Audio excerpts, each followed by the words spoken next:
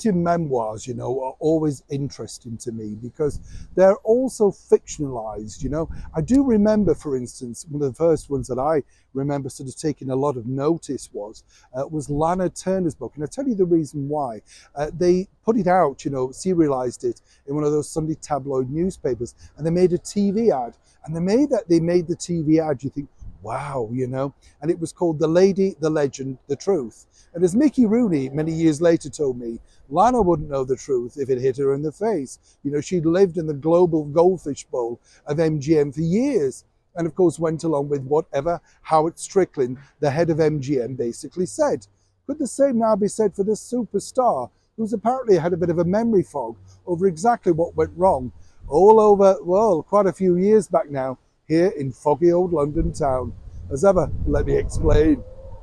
Hi, good morning. Neil Sean here in the very heart of London. If you're Barbara Streisand, by the way, cast your mind back a few years now, around about 57 years, and think about 48 Ennismore Gardens. That's the townhouse that was rented for you by the theatrical impresario Bernard Delfont. Bernard Delfont and Arthur Lewis had decided to bring over at great expense the Broadway smash Funny Girl.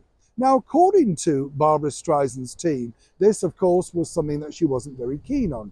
And this is where it gets interesting, because I met quite a few of the notables associated with Funny Girl a few years back now. In fact, Bernard Delfont and I literally became very good friends. I met him at the North Pier in Blackpool when he was launching Chitty Chitty Bang Bang. That's right, he of the bouffant hair. Brilliant guy, wonderful impresario, and the man that brought us Laurel and Hardy on their final ever tour over here to the UK. You can see what a big cheese he was. Now, as you know, Barbara Streisand came on the back of the success of the Broadway production, and apparently she was very keen to come over to London because she liked London, apparently been here before, and at that point was married to Elliot Gould. A lot was riding on this particular production, which was going to be staged at the beautiful Art Deco 1930s theatre, the Prince of Wales, which had been opened only a few years before by another British superstar, Gracie Fields. Absolutely. But what's interesting here is that Barbara, you see, as well, you know, as later came out, all sorts of stories about her being difficult, etc.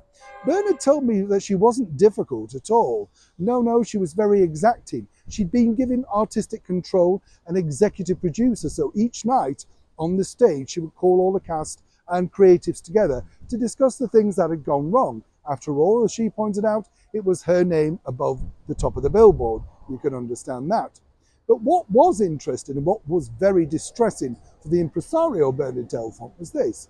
He had hoped, in order to recoup all of those mega expensive things that he'd forked out for this particular show, Funny Girl, produced by Ray Stark, well, he needed a decent run of at least a year.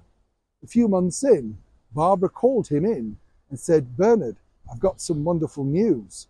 I'm expecting." Bernard told me, as he pointed out to her, this simply wasn't wonderful news at all because of the deal that they got. Very quickly, of course, Barbara decided that she'd fallen ill and missed certain performances.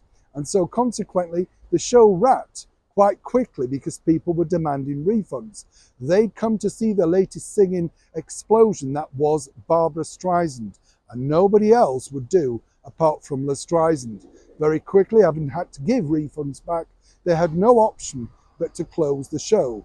Barbara flew back to New York, or back to the United States, and it took Bernard Delfont quite some time to forgive and forget Barbara Streisand. Strange though, it's a different story in her book. You get the picture. Neil Sean in the very heart of London.